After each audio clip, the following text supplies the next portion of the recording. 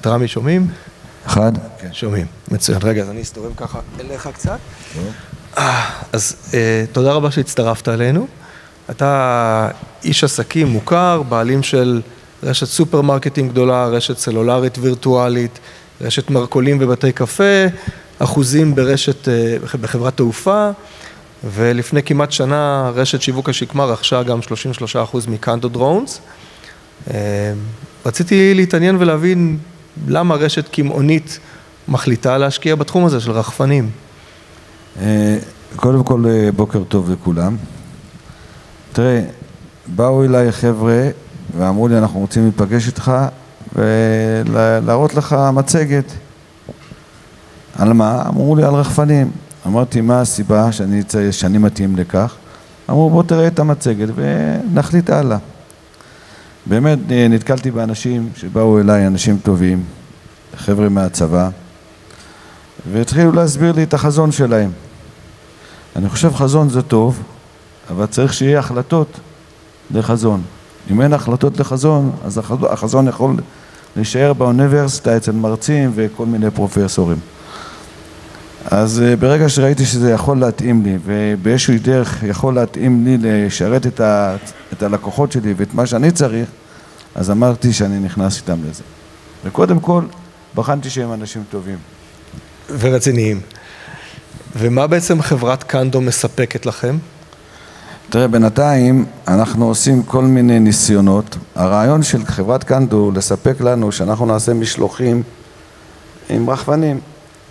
בעיקר משלוחים למסעדות, לכל מיני נקודות. לכן גם אמרתי ודחפתי אותם שהביאו רחפנים גדולים שיכולים לקחת משקלים של 50-60 קילו. ואחרי זה לעשות משלוחים גם לבתים, לכל מיני נקודות שאפשר להגיע אליהם עם רחפנים. כי היום, במצב של היום, יש בעיה של תחבורה, בעיה קשה, ויש בעיה עוד יותר קשה של כוח אדם. ומה אני אהבתי אצל קנדו? שהם באו והראו לי את המצגת שהם יכולים לשלוט על כמה מאות של רחפנים מנקודה אחד. וזה דבר יפה מאוד וטוב מאוד שבסוף נותן פתרון שלא צריך עשרות אנשים שיפעילו את הרחפנים.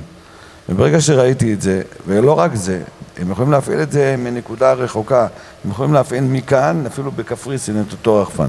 כשראיתי את הדברים האלה, עלה לי כל מיני מחשבות, כיזם, כאיש עסקים, שזה יכול לפתור לי בעיות בסופו של דבר, גם ביטחוניות בתוך המערכת, ובוא נגיד, כאיש עסקים, שבאים אליך עם חזון, אז באופן אוטומטי שבאים עם חזון שאני חושב שיכול להיות טוב לי לשרת את הלקוחות שלי, אז כאיש עסקים צריך החלטות והחלטתי ללכת איתם. אמרת עכשיו שזה יכול להיות גם בחול, יש מחשבות? יש מחשבות על הכל. בסוף אתה יודע, טכנולוגיה היא עוזרת לך לעשות הרבה דברים בכל מיני נקודות, אפילו גם יותר רחוקות מאיפה שאתה נמצא. מה הכניסה לעולם החדש הזה של רחפנים מצריכה משיווק השקמה? תראה, מה שהיא מצריכה כרגע, מה שאני עוזר לקנדו כרגע, זה שאני נותן להם פלטפורמה אצלי ברשת לעשות כל מיני ניסיונות. יש לי מרלוג גדול, יש לי גג גדול, מהגג אני יכול לתת להם פלטפורמה, לנסות, לקחת, להוביל, כל מה שקשור בנושא הזה. ובאיזה סטטוס אתם נמצאים היום? אתם בסטטוס של ניסויים או כבר עברתם את זה? תראה, קודם כל מה שקרה, המלחמה כרגע עצרה אותנו. אנחנו כבר 8 חודשים כרגע בבעיה, זה לא דבר קל כרגע. אנחנו בניסויים, זה לא יהיה מהיום למחר, זה ייקח איזה שנה, שנתיים, לדעתי, כל מה שהמחשבה שלנו לעשות, והחזון של החבר'ה שבאו אליי. ולקחתי את זה בחשבון. ואני מבין שקנדו בעצם מביאים איזושהי תשתית תוכנתית של ניהול של כל הרחפנים. הרחפנים זה של קנדו או שאתם רוכשים את זה ממקום אחר?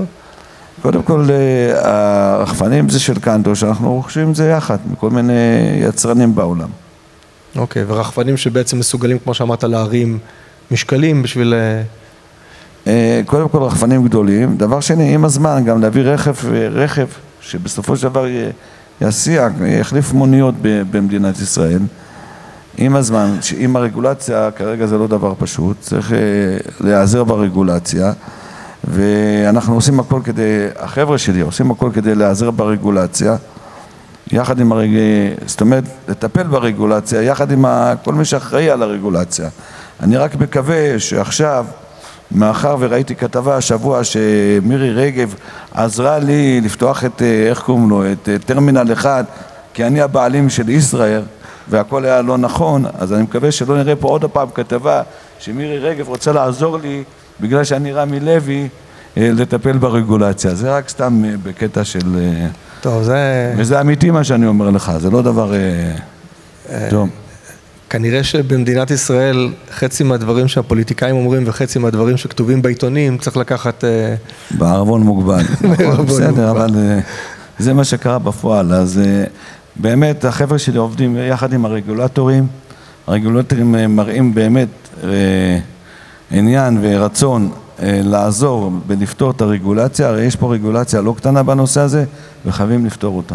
אני שמעתי אתמול את אנשי רשות תעופה אזרחית אומרים באופן מפורש שהמטרה שלהם זה לעזור כמה שאפשר לפתוח את כל הרגולציות ולא להקשות, ואני שמח שהייתה אמירה כזאת. גם אני שמח, ככה צריך להיות, למעשה זה מה שצריך לעשות. הרגולטור צריך לעזור לפתור את הבעיות, לא לייצר בעיות. בסדר, זה חלק מהעניין, אבל אם הוא לא ייצר בעיות אז לא יהיה רגולטור, אז זה חלק, אתה יודע, זה בא לך הרבה שנים. ביצה ותרנגולת, אתה יכול למכור את זה בסופר. אז אם כבר דיברנו על קשיים כאלה, באיזה קשיים או אתגרים נתקלתם בעצם בשילוב הזה של חברה, של רשת קמעונאית ובין חברת רחפנים? אני משער שזה לא הכל הולך חלק לגמרי. תראה, למעשה, מה זה לא הולך חלק? באיפה שאני יכול לעזור להם, אז אני עוזר להם. מה שהם אחראים לנושא, ויש להם בטכנולוגיה, ידע וכל מה שקשור בנושא הזה, אני לא מתערב להם. מה שהם צריכים ממני, אני נותן להם. בסוף, היה להם חזון, ואני ראיתי את החזון שלהם, ואני חושב שהחזון יכול לעזור לי לשרת את אותו אוכלוסייה שאני משרת אותה, אז אני הולך עם זה. עכשיו, יש עוד יתרונות לשיתוף פעולה המעניין הזה, חוץ מכנראה אי עמידה בפקקים למשלוחים? כן, יש יתרונות. למשל, יש כרגע תוכנה שהם מפתחים אותה לעשות ספירת מלאי אצלי במרלוג, שזה אחרי זה אפשר לתת שירותים בכל המרלוגים במדינת ישראל, ובכלל גם בעולם. שהרחפן בעצמו, אתה יודע, מאחר ויש גובה, ואתה צריך לעלות לגובה כדי לספור את המשטח, אם הוא נמצא או לא נמצא, מה יש בו, אז הרחפן היום, עם טכנולוגיה מסוימת, עושה את הדבר הזה, וזה חלק מהעניין, זה רעיון יפה מאוד. זאת אומרת שגם משלוחים, אבל גם מנהלות יומיומיות. גם זה וגם זה וגם ביטחון. אתה יודע, כל מיני דברים שקשורים לביטחון, שהיום אנחנו כן עוזרים היום במדינת ישראל בנושא הזה. זה משהו שאתה יכול לדבר עליו? אני לא מתמצא כל כך בנושא הזה, אני יודע רק באופן של כותרת. אתה רוצה, יש פה את המנכ"ל, תשאל אותו, הוא יותר בקיא ממני בנושא. ואני לא יודע אם אפשר להגיד עליו דברים. הוא יכול להגיד אם אפשר או אי אפשר. בסדר, אז נבדוק את זה אחר כך. שיווק השקמה היה בין הסופרמרקטים הגדולים הראשונים שהחליטו לבחון את השימוש הזה ברחפנים, ומעניין אותי אם יש לכם מחשבה או כיוון של מתי אנחנו נגיע לנקודה שבה משלוחים עם רחפנים כבר, אנחנו נהיה בשלב מסוים שיהיו משלוחים עם רחפנים ומשלוחים עם טוסטוסים רחבים וכו'. מתי אנחנו נעבור את הטיפינג פוינט הזה, את הנקודה שבה יהיו יותר משלוחים עם רחפנים? תראה, כל מה שתלוי בי ובנו, זה יכול להיות כמה שיותר מהר. מאחר ויש רגולציה, זה תלוי ברגולציה. אני מאמין שבסופו של דבר זה יקרה. זה לא יקרה מהיום למחר, זה יקרה תוך כמה שנים, ואני מאמין שזה יקרה ויקרה על הצד הכי טוב שיכול להיות. תשמע, גם נשמע שיש כאן שיתוף פעולה חזק ומעניין, גם נשמע שיש כאן רגולטור שמעוניין לקדם דברים, אז אני גם מאחל שזה יקרה ממש בשנים הקרובות. תודה רבה. וזה מעניין כי רואים כבר עכשיו חברות, גם ישראליות וגם זרות, שעושות משלוחים קטנים יותר, לא של עשרות קילוגרמים עדיין, אבל משלוחים מסופרים ומחנויות. בארצות הברית זה התחיל, בארץ זה בטח יתפוס תאוצה. גם פה, לפי מה שאנחנו עושים ומה שאנחנו עוסקים, נניח סתם דוגמה, אם אתה רוצה להעביר איזה בדיקת דם מסוימת לבית חולים, או איזה עבר מסוים מהגוף לבית חולים שהוא צריך להגיע דחוף, עושים את זה דרך רחפן, ואני חושב שאנחנו פועלים בנושא הזה כבר. נכון, ויש אפילו בהמשך היום הרצאה על הנושא הזה, של אחת מהדוקטוריות מהבית חולים, שמספרת על איך הם מעבירים באמת דם ככה. מה החזון שלך לשיווק השקמה, ואולי גם לארגונים אחרים שאתה הבעלים שלהם, בנושא הזה של שיתוף רחפנים בפנים ל5-10 שנים הקרובות? איפה אתה חושב שאנחנו נהיה?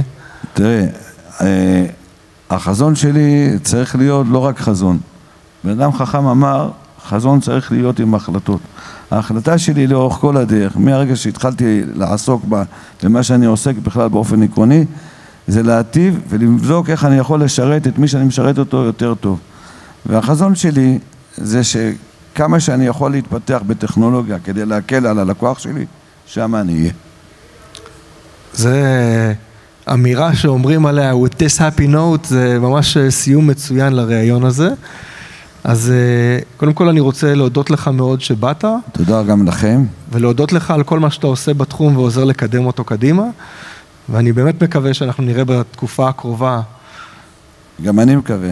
אתכם ועוד הרבה מאוד ארגונים אחרים נעזרים ברחפנים, ושגם לא נראה רחפנים נופלים לנו על הראש. זה ברור, זה לא תלוי בי. אם זה תלוי בי, זה בטוח יקרה. תודה רבה. נכון, תודה רבה לך. תודה רבה לכולם.